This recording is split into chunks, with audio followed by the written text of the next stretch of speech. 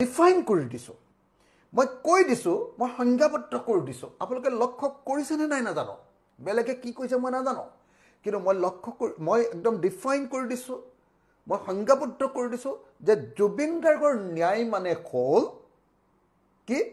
জুবিন গাৰ্গৰ ন্যায় মানে হ'ল যে জুবিন গাৰ্গক যদি হত্যা কৰিছে, এইটো যদি এনকোৱাৰীত প্ৰমাণিত হয়, তেতিয়াহ'লে হত্যাকাৰীসকলক ভাৰতৰ নাগৰিক সুৰক্ষা সংহিতাৰ অধীনত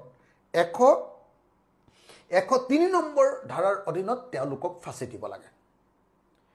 আৰু যদি জুবিন গাৰ্গক হত্যা কৰা নাই, তেওঁক যদি মৃত্যুৰ পিনে ঠেলি দিয়া হ'ল, এইটো যদি তদন্তত ওলায়, তেতিয়াহ'লে কি হ'ব?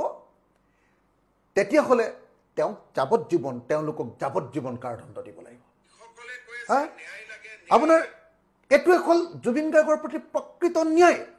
এইটোৱে হ'ল জুবিন গাৰ্গৰ প্ৰতি প্ৰকৃত ন্যায়। তেতিয়াহ'লে ন্যায় মানে কি?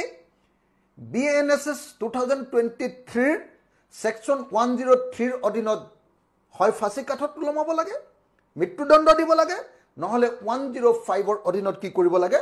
105 অধীনত জুবিন গাৰ্গৰ মৃত্যুৰ কাৰণে ঠেলি দিয়া সকলক কি কৰিব লাগে? যাৱজ্জীৱন কাৰাদণ্ড দিব লাগে। এতিয়া যদি সঁচাকৈ তেওঁলোকক যাৱজ্জীৱন কাৰাদণ্ড দিব লাগে, যদিহে তেওঁলোকক মৃত্যুদণ্ডৰ কাৰণে ব্যৱস্থা কৰিব লাগে, তেতিয়াহ'লে কি কৰিব লাগিব? এটা সঠিক তদন্ত কৰিব লাগিব। সঠিকভাৱে এভিডেন্সবিলাক, তথ্য প্ৰমাণবিলাক উলিয়াই নিব লাগিব।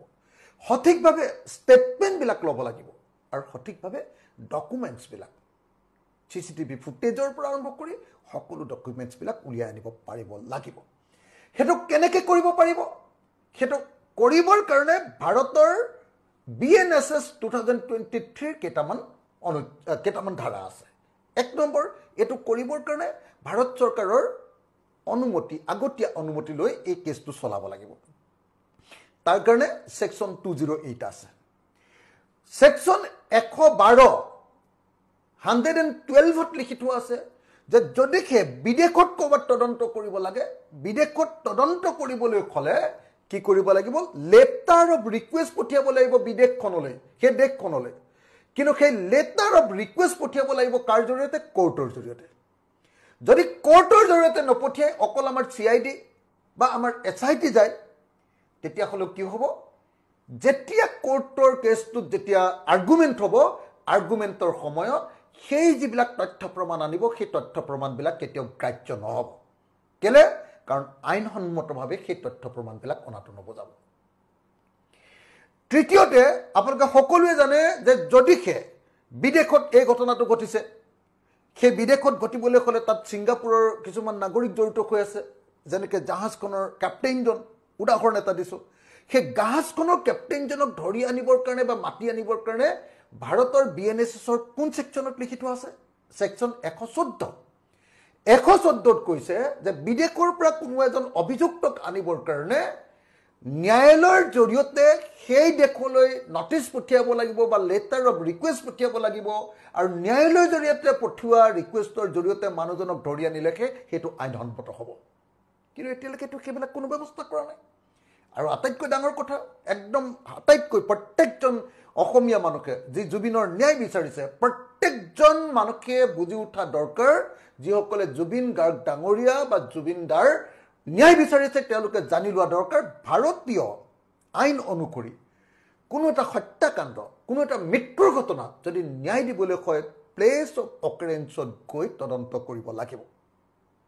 কিন্তু প্লেচ অফ অকাৰেঞ্চলৈ যোৱাৰ নিয়ম আৰু প্লেচ অফ অকাৰেঞ্চৰ পৰা তথ্য অনাৰ নিয়ম, প্লেচ অফ অকাৰেঞ্চত থকা মানুহবিলাকক বিদেশৰ পৰা মানুহ অনাৰ নিয়ম তাত ধুনীয়াকৈ ডিফাইন কৰি দিছে।